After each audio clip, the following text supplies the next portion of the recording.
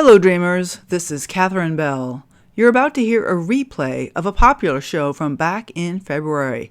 Local Jungian depth therapist Eva Rider speaks about alchemy, Kabbalah, and tarot, putting the psyche back into psychology today on the Dream Journal. I'll be back live next week with another fabulous show.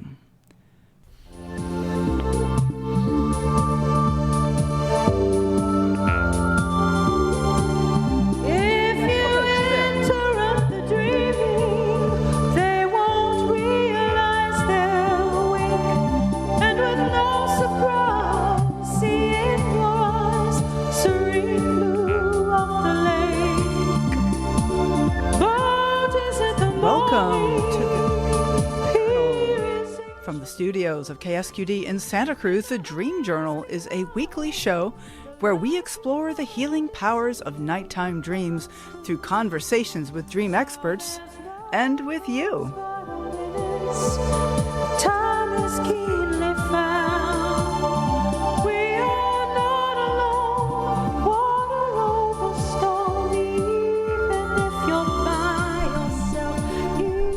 In the words of Carl Jung, who looks outside dreams, who looks inside awakens.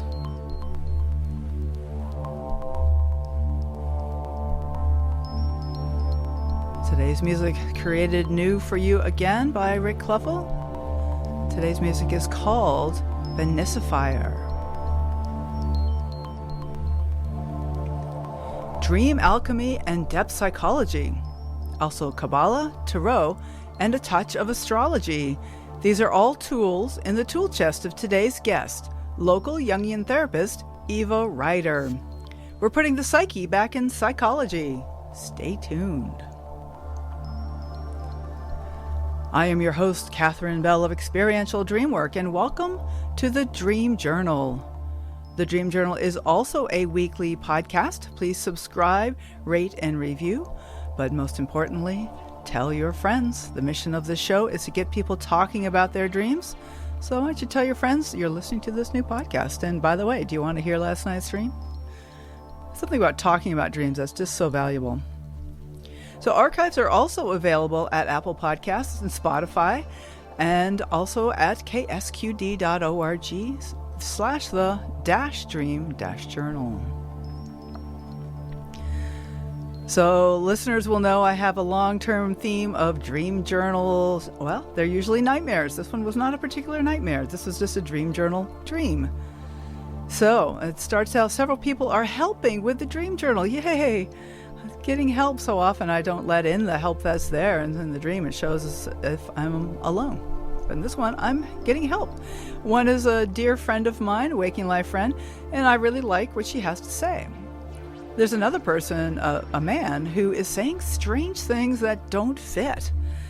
But luckily his microphone is garbled and I can't really hear what he's saying. So, I've been mulling this over, and there's something about like letting in the good self-talk and kind of garbling up the stuff that doesn't seem to fit. So I think that's a sign of learning, that maybe I'm more open now to the positive inner voice, as opposed to the one that goes, gar, gar, gar, gar, gar. We all got one of those. Or am I the only one? All right, we will be taking call-ins during the last 30 minutes of the show, but you can email us anytime at onair@ksqd.org. We've had a few emails recently, so go ahead and send us an email, onair@ksqd.org. I'd like to welcome Eva Rider. Hello. Hello, Catherine. Okay, so glad to have you on the air. Good to be here. All right, so Eva Rider, MA, MFT, is a licensed Jungian-oriented depth psychotherapist, a workshop leader, and presenter. Eva's teaching incorporates dream work with fairy tale, myth, tarot, music, movement, and art, based in an exploration of the correspondences between Jungian theory, alchemy, and psyche or soma, as revealed through the Hermetic Tree of Life. Eva Rider is a graduate of the renowned Marion Woodman Body Soul Rhythms Leadership Training Program. Eva has taught dream work, Jungian theory, and myth at John F. K. University and teaches independently in the United States and in Canada and everywhere online. You can find our guest, Eva Rider, at reclaimingsoul.com. That's S-O-U-L, reclaimingsoul.com. Don't you want to reclaim your soul? So, Eva, so glad to have you on the show. You were actually one of my very first guests. If you, at least in terms of what I was actually publishing and putting on the air. If you go back through my archives, you're like the second or third actually published guest. And so it's been, 3.5 years, because we're coming up on our 4-year anniversary of the show. Wow. That was a different world. It was. Pre-pandemic. Very different world, for sure. It was a pre-pandemic world and pre-fire and all that. So Eva, we're talking about psyche, putting the psyche back in psychology. What is psyche to you? How would you define that, or how do you think about that? Well, psyche, very simply, is the Greek word for soul and is the basis of psychology. We use it less today in modern psychology, but it is the heart and, again, soul core of psychology. Mm-hmm.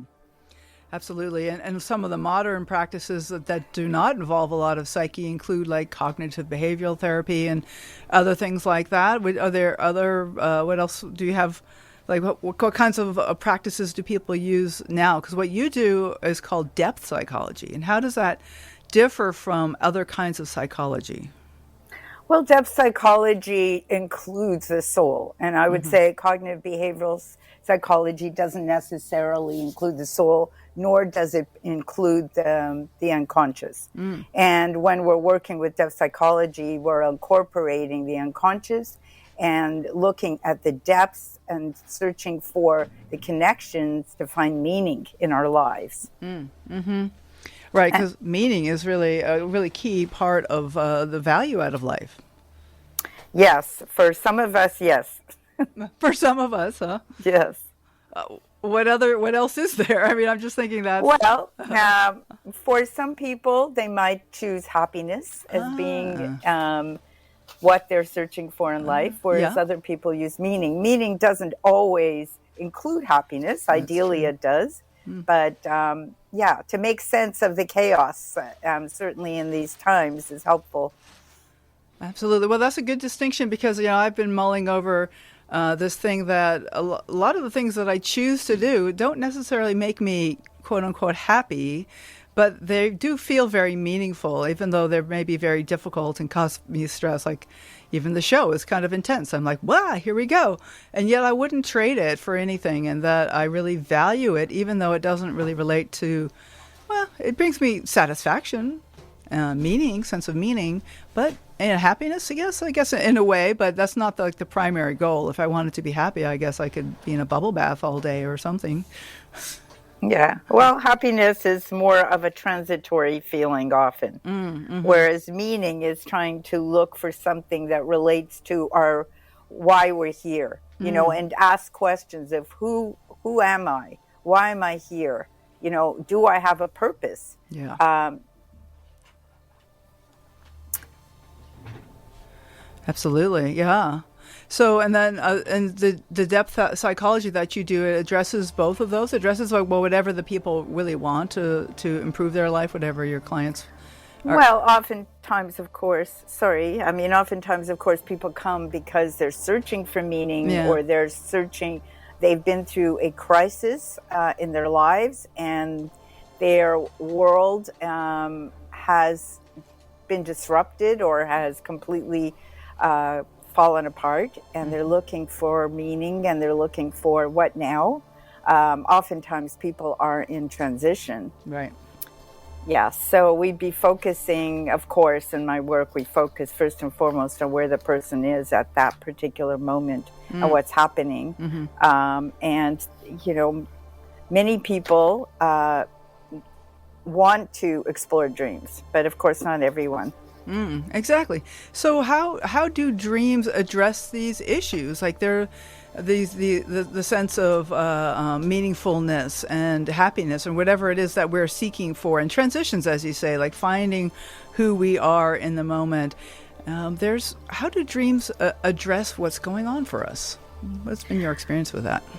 Well, from a Jungian depth psychological point of view, and from my own experience, Jung talks about dreams being primarily compensation. 90% of dreams are compensation, not all by any.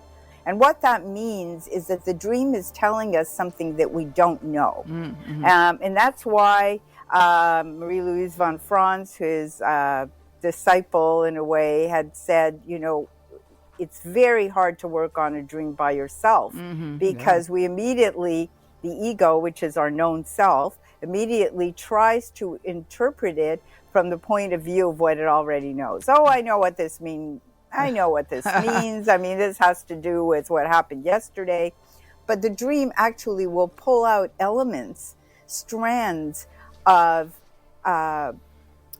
experiences that might have happened yesterday, but it may be to point to something that is happening in the future. So the dream allows us, by having a relationship with the dream guides, we have guides, we can develop where it'll give us information we don't know that is in the unconscious that may allow us a different view of what it means to move forward, to connect the past, and also to experience what is going on in the present. So it does connect past, present, and future. Now, is that part of what's involved in dream alchemy?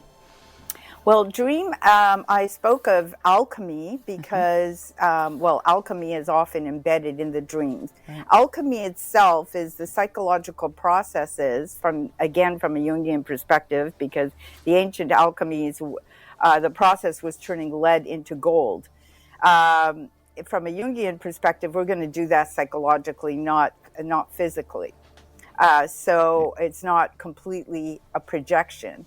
But we would start with these. There are three phases, main phases. There are actually four, but three to look at in alchemy. And the first one is the Negredo, which is the breakdown of the old systems.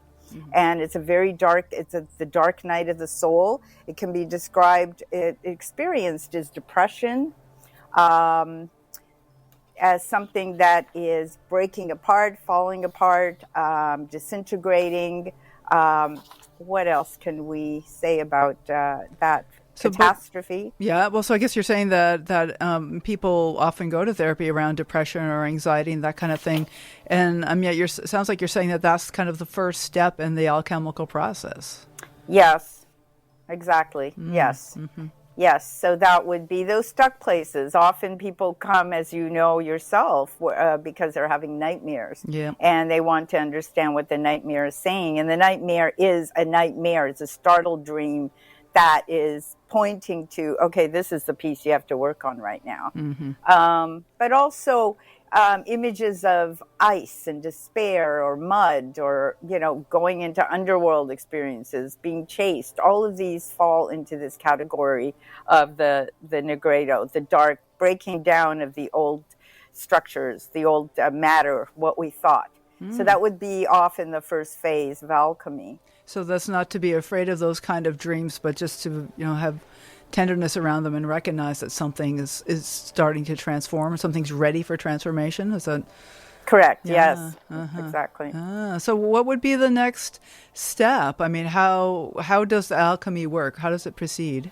So the next step would be the albedo phase, which is called the whitening. The Negredo is a blackening, so that's the breaking down of the mush. The albedo would be the whitening. And oftentimes in albedo, you're going to see the separation begin of the spirit from the body. And so you're experiencing flying dreams, sometimes falling dreams, but often even liminal places, which are the in-betweens, for instance, being stuck in an airport. Or anywhere where you're up above, but oftentimes flying dreams are albedo dreams. Well, I've certainly been stuck in an airport many, many times. Yes, that's a common one. Yes. Yes. Okay. And so this is then where the Negredo is transitioning to something that's actually moving. There's some sense of change, right? Yes, it's where, traditionally it says it's where the spirit returns. When you've been in a dark night, in a melancholia, when you've been really in a blue phase of your life, and there's no light there, then this is the beginning of the new light. So it's a whitening. It's the beginning of hope, but it's not grounding yet. Okay. The grounding comes. There's an in-between phase called the citrinatus, which is a yellowing, where you begin to see the sun rise, and that's a whole fermentation and phase. But within each of these, psychologically, there are 7 phases, which we won't go into. Oh, wow. So after the albedo, you have the return, which is a reddening, which has to do, again, with the sun. The albedo has to do with the moon phase. Mm-hmm. You now have a reflection. You're able to see yourself in the albedo phase. That's why you might be up in the sky looking down in a balloon or, sometimes just in your car seat or flying. Mm-hmm. As you come back to the rubedo, you may have images of the coming together, of a grounding. Foretelling might be a wedding, the birth of babies, greening. Greening is always the beginning of this new phase. Grounded, beautiful sceneries. Okay. And then what comes after the rubedo?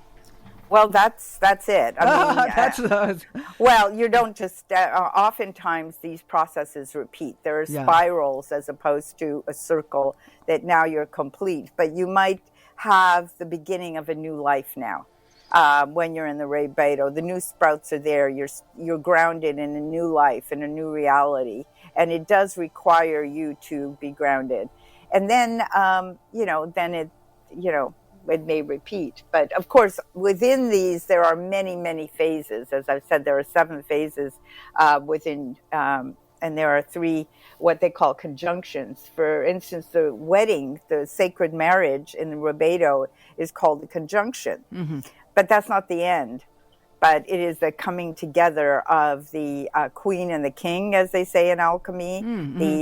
the yin and the yang, the masculine and feminine, the dark and light. The opposites come together, and they in a sacred marriage they transform.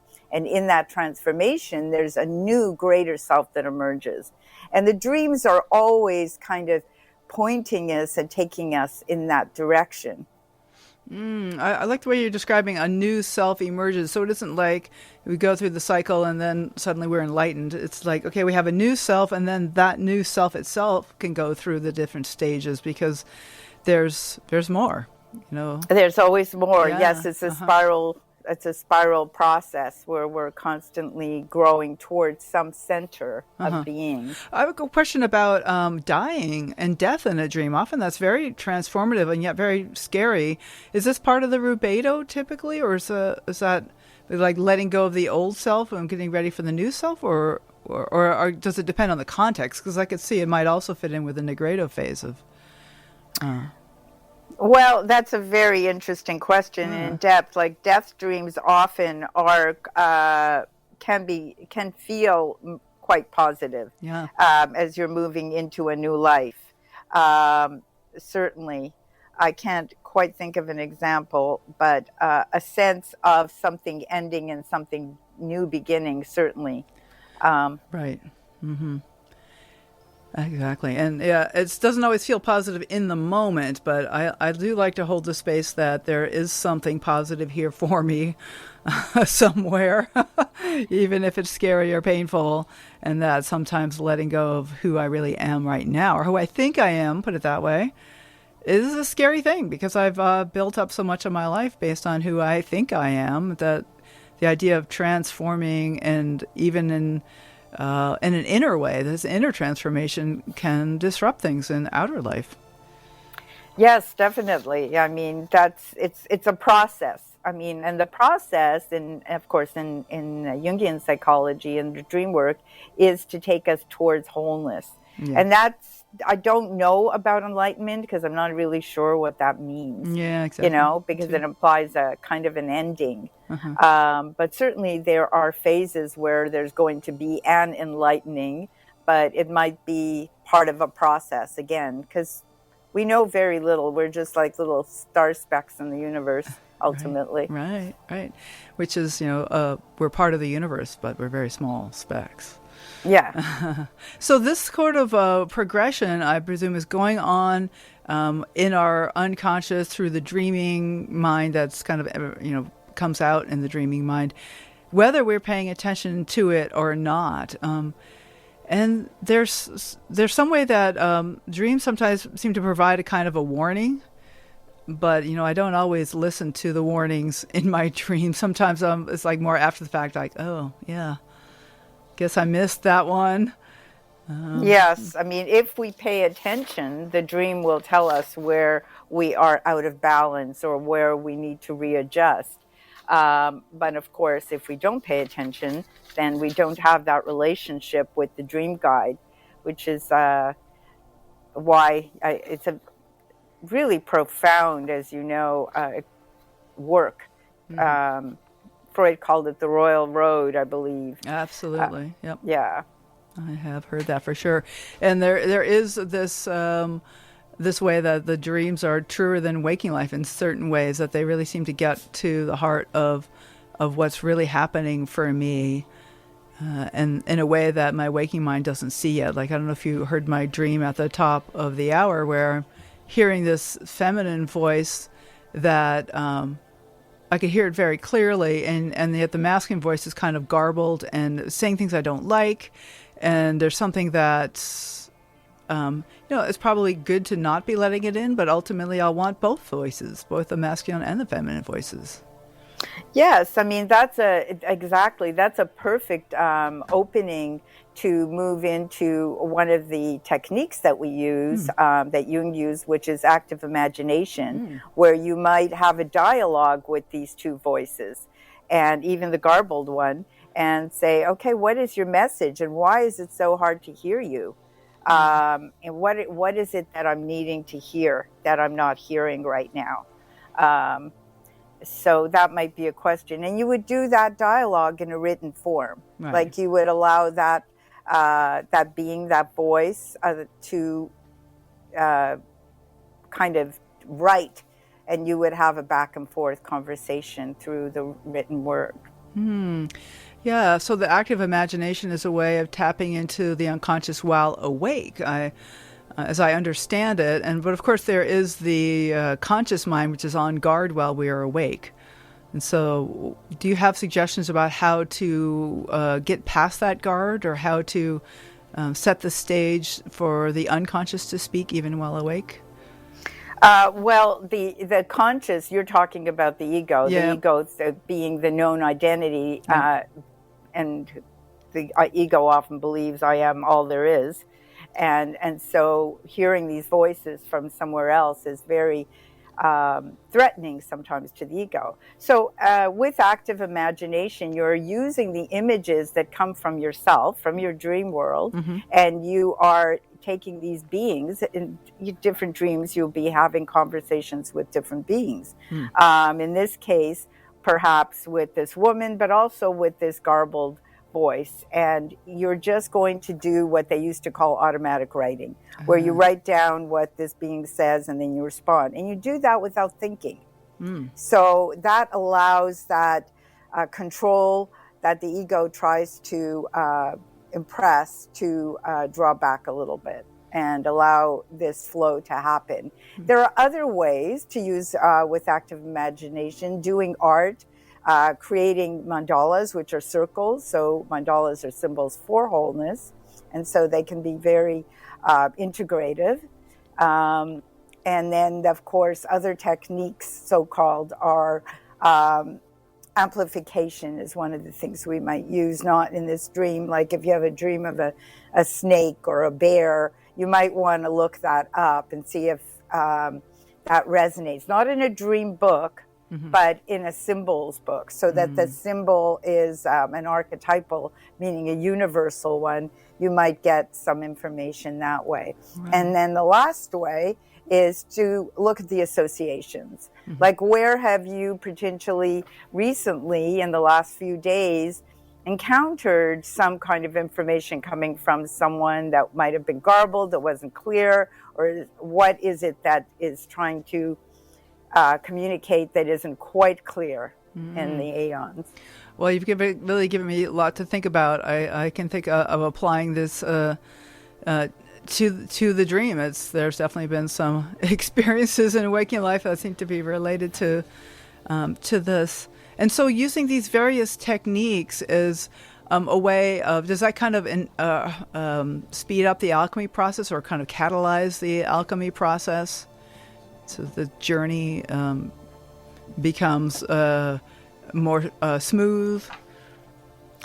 Well, I think any time we bring, as you know, the unconscious, a dream, into some form of consciousness, we're going to catalyze the alchemical processes, which are moving us from bringing the unconscious into consciousness, lead into gold, so to speak, metaphorically. So the journey is interesting. That the journey that we're talking about in the alchemy, there's other kinds of systems that invoke journeys as well. There's Kabbalah, the Tree of Life, which has its own progression, and there's also Tarot, which the whole major arcana are basically a journey starting from just you know the Tarot much better than I do. So Tarot and Kabbalah are things that you also work with, I know, and that you have a lot of experience with. How would you use those two? I want to call them techniques. Those two systems, those two systems of structure in a session with somebody, or how do you think about those in terms of the dream alchemy? Well, I wouldn't necessarily use the tarot in a dream session. It would be because I see the tarot as symbols, visual symbols that are archetypal, and so they would give us information about pathways if we meditate on them, but they're meditative tools. So they're not necessarily just dream tools, although they can overlap. The Kabbalah for me is a map. It's a map of psyche, cosmos, and body. And I use it as a map, and not to get into it because it's a huge subject, but each of the spheres on the Tree of Life, of which there are 10, potentially 11, correspond to an astrological element and to an alchemical experience. For instance, within the alchemy that we're talking about, if you're in a state of Negredo, there are stages within that, as I was saying, and these might show up on the tree. Like you might be going through an intense burning inside, or that would be the fiery phase. Then there's a phase in your depression where you might be very weepy, and that might be a dissolution, looking for a solution. And then there's a phase where you would want to separate so that you can have reflection. That's what we're talking about. At that point, you're in that albedo where you can self-reflect. You're separated from that one view. You're getting a new perspective. And then finally coming together into this sacred marriage where the two sides come together and transcend into perhaps a third. Now, all of these can be seen using the tree as a map. Right. So these ancient systems like the Kabbalah and the Tarot have both been around for centuries? Or? Well, the Tarot is actually not ancient. It's only been around, I don't know, maybe going back to the Middle Ages. Well, it's still centuries. Okay. Yeah, it's centuries. Right. Okay. I think the Kabbalah itself is an archetype, so it is really ancient. I mean, it's seen as, I think it can only dates back to the 7th or 8th century. We don't really know how far back it goes. I suspect it's quite ancient because it is itself an archetype. So, Okay, well, wonderful. So this is Jungian therapist Eva Rider, and you are listening to the Dream Journal on broadcast from the studios of KSQD in Santa Cruz.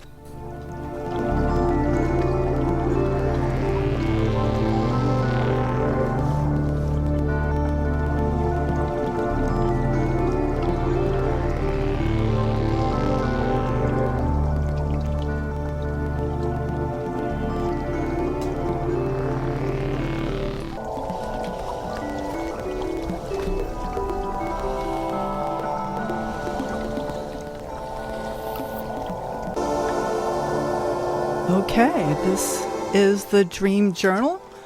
Next week, we welcome Nikki James from Rising Wolf Collective.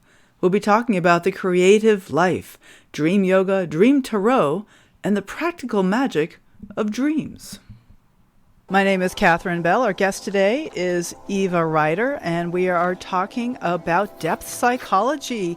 And we have a call from Carol from Scotts Valley. Hello, Carol.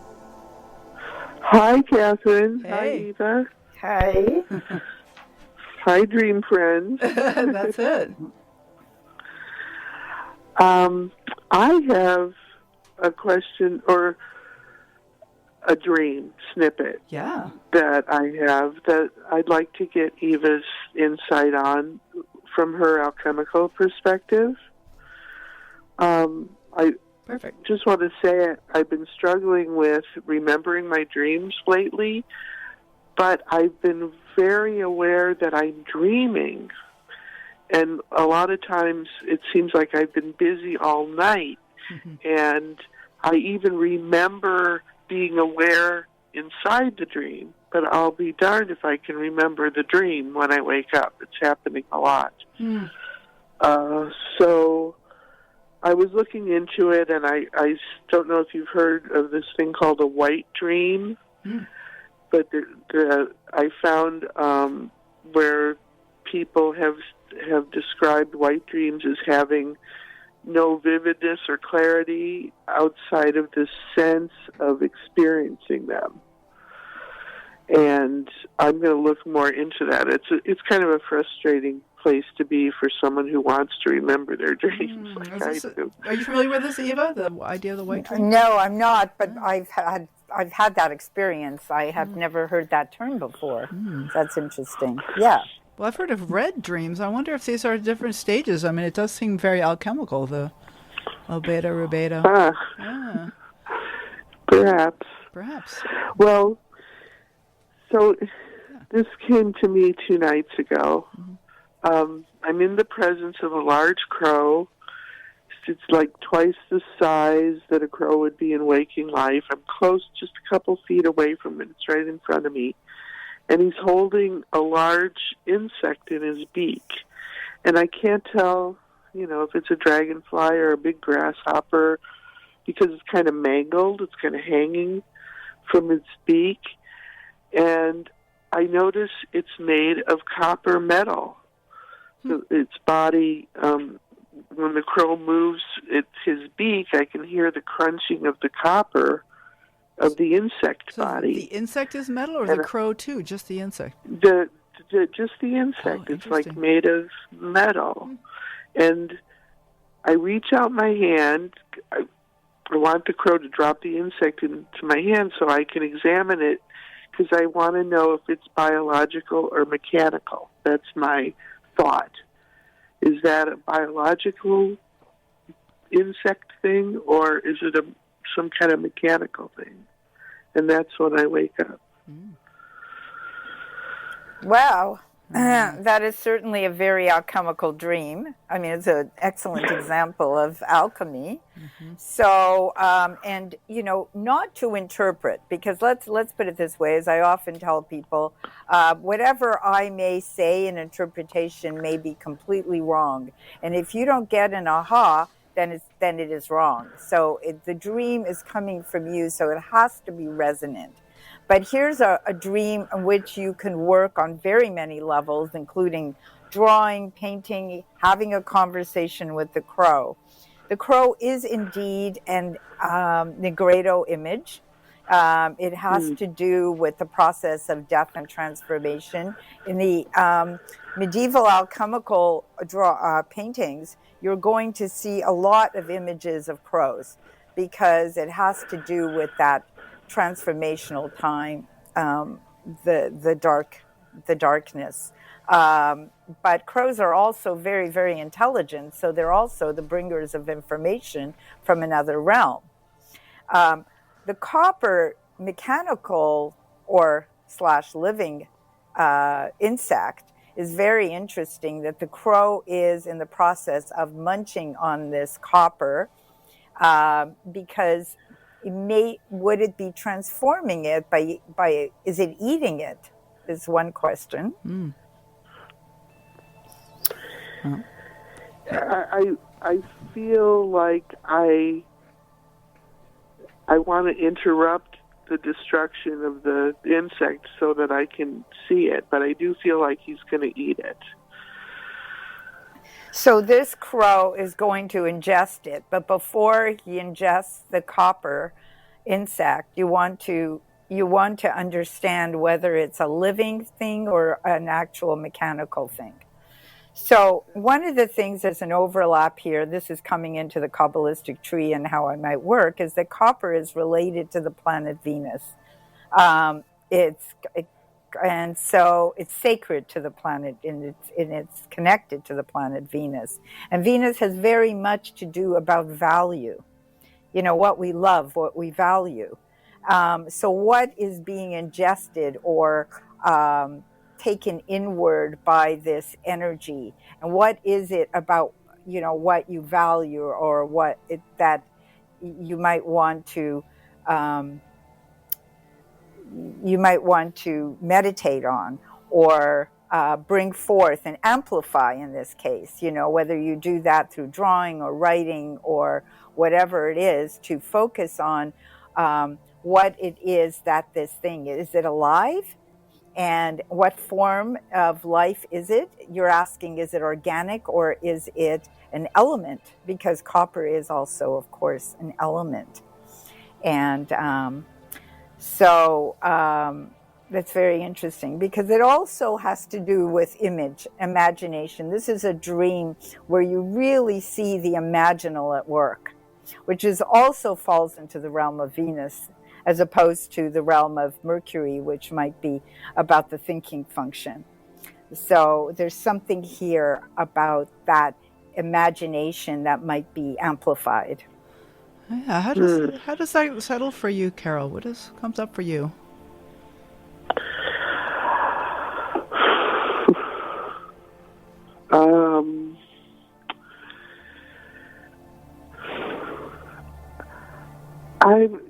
That's a good question. The feeling that I had was kind of unlike my usual feeling, where, like, if I'm seeing something like a cat with a mouse, I'm wanting to, if it's time to save the mouse, I will, but if it's too late, let the cat take it, type of thing. And with the crow, I just felt, hey, what is that you have there? I want to see it. I want to see, is that a mechanical thing or an organic thing? It was just a curiosity. Yeah, curiosity. That's powerful. I wasn't trying to, interrupt the crow, and he almost seemed like he was offering it in a way. Mm. That's why I put my hand out. I'm not sure. Was he offering or was I wanting? Mm. Or both. Yeah, it's a puzzle. Mm. Yeah, it is a puzzle, and that's the beauty of it, isn't it? Because there's that curiosity. You can then bring that into action by amplifying the dream. And you could, this is a beautiful dream to do an active imagination with, with actually have a conversation with that crow. And said, are you bringing this as a gift to show me? Or is this something that you want to ingest and make part of yourself? What is and even have a conversation, potentially a dialogue with this copper insect that is now about to be fuel for this, for the crow. I just got tingles when you said that. That's a good sign. That's my aha, I think. Yeah. It's incredible, because this kind of dream, which is just images that are really, resonant and sometimes are so much more powerful because they're just the image than the dream. There are dreams where we get a complete story, right? Mm-hmm. Which is called the dramatic structure of the dream, where you go through a setting, and then there's a whole story that happens, and something trying to break into the conscious mind, and there's a resolution. This isn't that kind of dream. This is a very, very archetypal, symbolic dream, right? And it's so important to remember the symbol when most often dreams are metaphoric and symbolic. The symbol is something that comes as a gift to us to bridge what is in the conscious mind with what is in the unconscious. Yeah, and the crow is extra large too, which puts emphasis on the symbolic kind of metaphorical nature of the crow. It's not a raven; it's a crow, but large. Exactly. Yes. Very particular. Well, I'm definitely going to try the act of imagination with this one. Mm-hmm. And thank you so much. Thank you for calling. Thank you Carol. for that dream. That's a really amazing dream. It still resonates. Right. Yeah. And, if you're not getting a lot of different dreams, Carol, the ones you're getting seem very powerful and to the point. It's like, okay, let's go right to the crow. No story needed. And the insect, the copper insect. I mean, something about that, those two. Yeah. Mm-hmm. I also feel like... Carol, go ahead. Oh, I was going to say, I also feel like I want to draw a picture of it. Yeah, too, perfect. So. Yeah. Perfect. All right. Thank you so much, Carol. Thank you so much for that dream. Yeah. Thank you. All right. Bye. Bye now. Bye. Yeah, thank you. Thank you, Eva. That's beautiful symbology there. Yes, it was. You could really see that dream in your own imagination as it was being described. It's right, very vivid. It brings to mind this idea of avoiding interpretation and just being with the image of the dream and letting that be the gift. Is the image, the crow itself, and holding this interesting thing, the holding of the metal insect, and then the curiosity about it. That seems like it's a welcoming of the dreamer. From a Jungian standpoint and working with dreams, once you've worked with dreams and studied it is Jung always interpreted dreams. Not to say that the interpretation is always accurate, but interpretation does point to my meaning. So sometimes just holding the image and not doing anything with it is not going to bring comprehension as much as trying to bring the meaning to eventually try to interpret it, not right away, but to circumambulate it, to play with it, to draw it, to just play with it until it finally sinks in and makes its meaning present. But I wouldn't draw completely away from interpretation, because then you're just holding something, and then there would be no access to meaning. Okay, so right. That's a good reminder. We just don't want to rush to interpretation, because I've certainly had the experience where somebody brings a dream and then they say, oh, and I know exactly what that dream means. It means this. And then I'm like, oh, well, then we're kind of like, how can we go forward now? Because there's like a pin in the butterfly on the mat. It's not flying around anymore. Right. And it's interesting, because Marie-Louise von Franz specifically, that when that happens, it's the ego interpreting the dream. I know what this means, because the dream is coming from what we don't know. It's coming from the unconscious. So when we interpret it from the conscious, we're interpreting it from the ego, and we're pretty much wrong. Pretty much guaranteed wrong. Pretty much guaranteed wrong, because what the dream is trying to show us is what we don't already know, what we're not conscious of. So that's why it really helps to have someone like yourself to help to unravel it.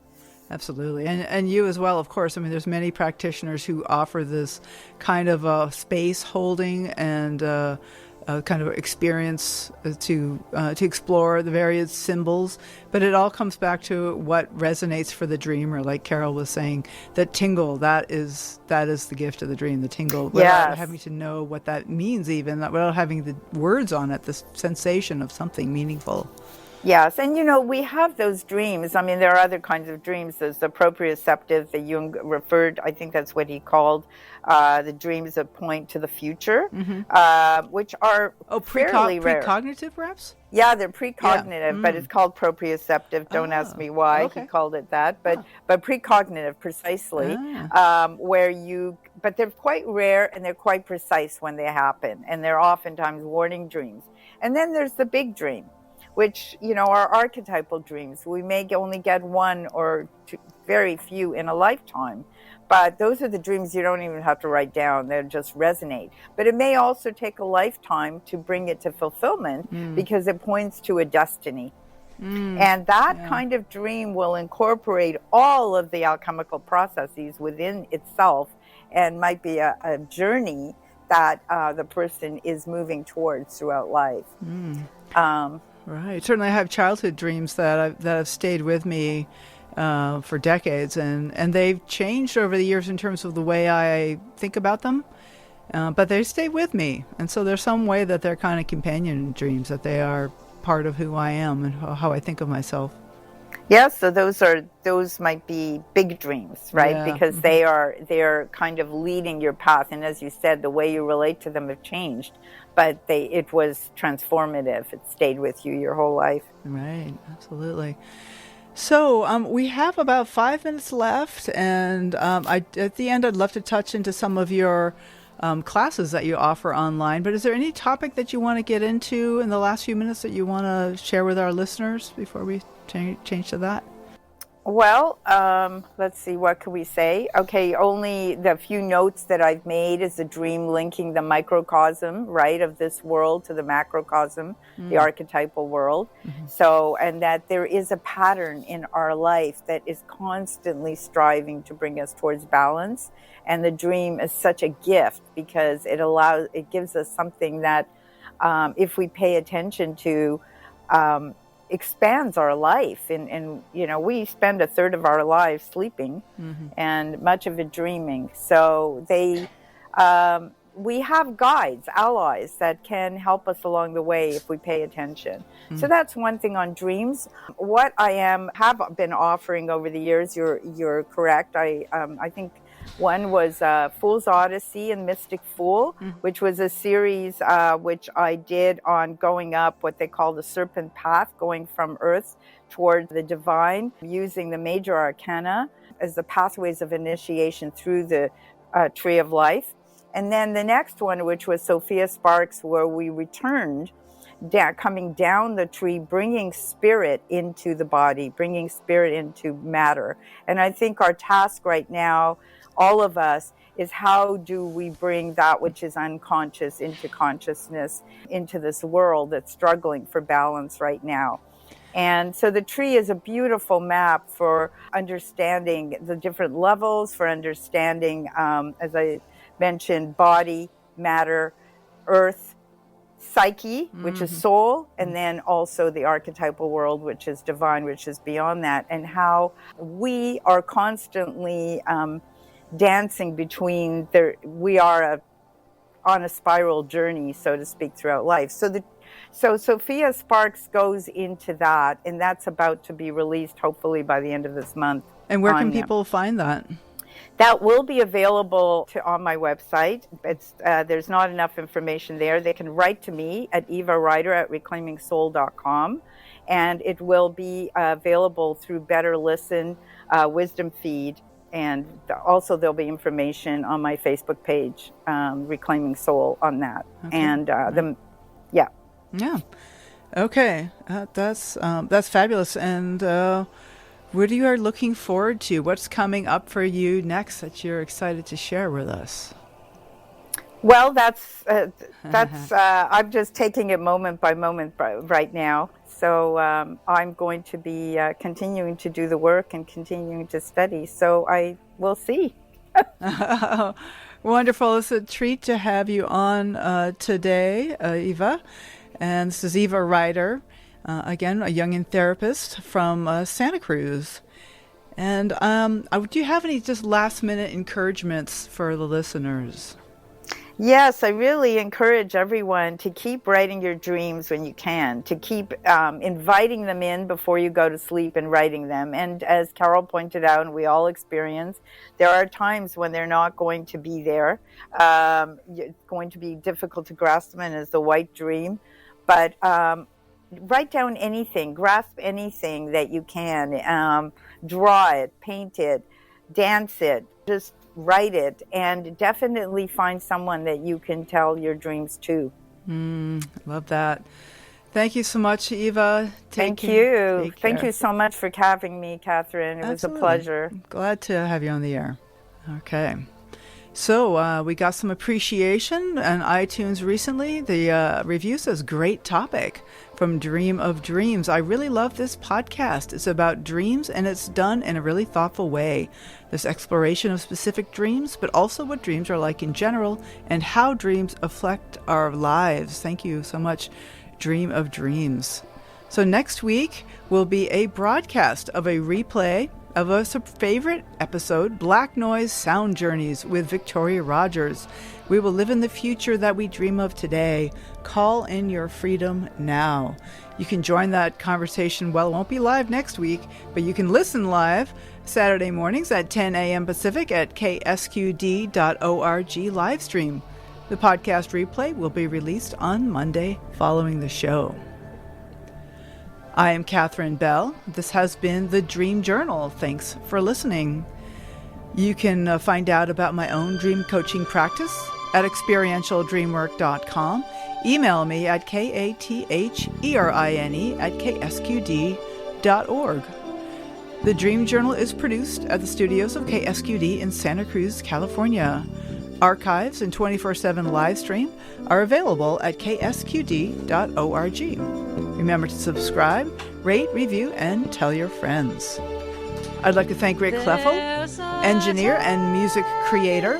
You can find the ambient music at pandemiad.com. Tony Russimano for phones, Eva Milady for audio editing. The intro music is Water Over Stones. Outro music is Everything, both by Mood Science. Tomorrow morning when you wake up, take a minute to write down your dream and bring it to the next Dream Journal.